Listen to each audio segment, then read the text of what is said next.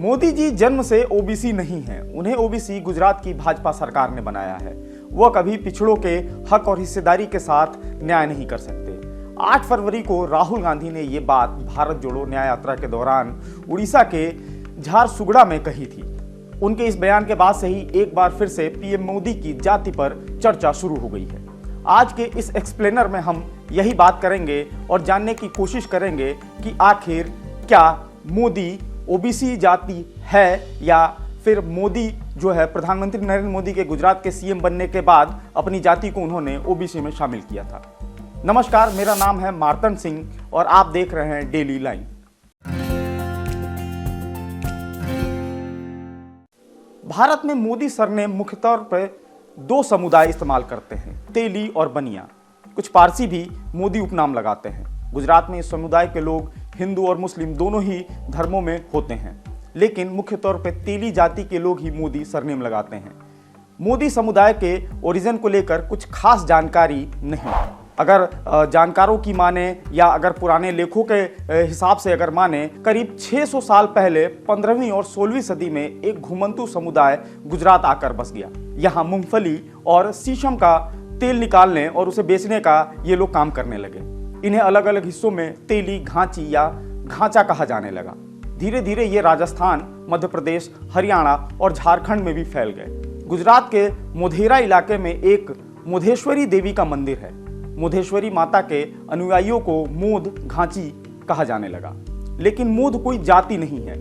ये समुदाय उन लोगों के बारे में बताती है जो मोधेश्वरी को मानते हैं। माना जाता है कि यही मोद या घांची बाद में मोदी सरनेम लगाने लगे।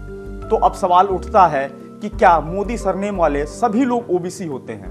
तो जवाब है नहीं, ऐसा नहीं है। देश के नामी लेखकों और इतिहासकारों के लेखों में जब हम खंगालते हैं तो जानकारी सामने आती है कि एक बनिया व्यापारी समुदाय था और दूसरा तेली घांची खानाबदोश समुदाय था। घांची वो थे जिन्हें ओबीसी का दर्जा दिया गया, लेकिन बनिया मोदी की आर्थिक स्थिति के कारण कुछ सामाजिक प्रतिष्ठा थी तो वो जनरल कैटेगरी में आते हैं। कुछ पारसी भी मोदी उपनाम लगाते हैं। गुजरात के इस समुदाय के लोग हिंदू और मुस्लिम दोनों ही धर्मों में होते हैं।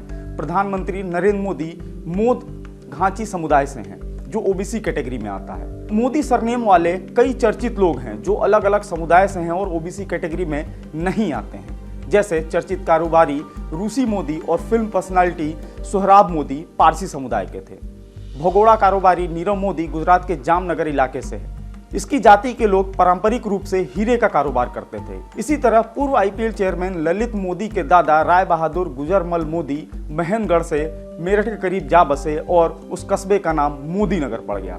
फिर सवाल उठता है कि क्या मोदी सरनेम वाली मोद घांची पिछड़ी जाति यानी ओबीसी है?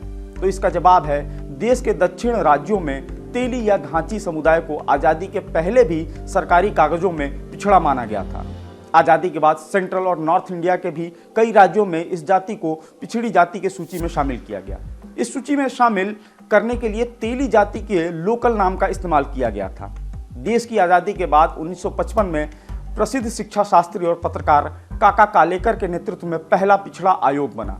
इस आयोग ने गुजरात और उसके आसपास रहने वाले तेली या घांची समुदाय को पिछड़ा वर्ग में शामिल करने की सिफारिश की थी। इसके 24 साल बाद 1979 में बने दूसरे पिछड़ा आयोग ने एक बार फिर गुजरात में रहने वाले तेली और मोद घांची को बैकवर्ड क्लास की लिस्ट में शामिल किया। मोदी सरनेम वाले तेली समुदाय को गुजरात में मोद घांची कहते हैं। उत्तर पूर्वी गुजरात के मोढेरा इलाके में इनकी आबादी ज्यादा है। वहीं दूसरे राज्यों में इन्हें साहू या तेली के नाम से भी जाना जाता है। नरेंद्र मोदी के सीएम बनने से पहले 1994 में मोदी सरनेम वाले मोद और घांची को गुजरात में ओबीसी का दर्जा मिला। इसके बाद केंद्र सरकार की लिस्ट में शामिल होने के लिए इस समुदाय ने अपनी लड़ाई आगे भी जारी रखी। इसी समय गुजरात तेली साहू महासभा के जनरल सेक्रेटरी एसएन चौधरी ने national commission for backward class यानी एनसीबीसी को एक पत्र लिखा। अपने पत्र में उन्होंने तेली और इसकी 16 उपजातियों को केंद्र सरकार की बैकवर्ड क्लास की लिस्ट में शामिल करने की अपील की। 28 अगस्त 1997 को national commission for backward class यानी एनसीबीसी ने 2 मेंबर्स की बेंच बनाई। इस बेंच को इस मामले में फैसला लेना था। इसके बाद तेली मोद घांची को इस लिस्ट में शामिल कर लिया गया। 1999 में मुस्लिम मोद घांची को भी ओबीसी सेंट्रल लिस्ट में शामिल कर लिया गया। 1980 में पार्टी बनने के बाद बीजेपी को सवर्ण और वैश्यों की पार्टी माना जाता था, लेकिन समय के साथ अपने सोशल इंजीनियरिंग के जरिए बीजेपी के नेताओं ने इस धारणा को खत्म किया। 1990 के बाद अलग अलग तरह से भाजपा ने ओबीसी समुदाय को अपनी तरफ रिझाने में सफलता हासिल की है। आज के वीडियो में फिलहाल इतना ही। हमारे डिजिटल प्लेटफॉर्म डेली लाइन को फॉलो करते रहें।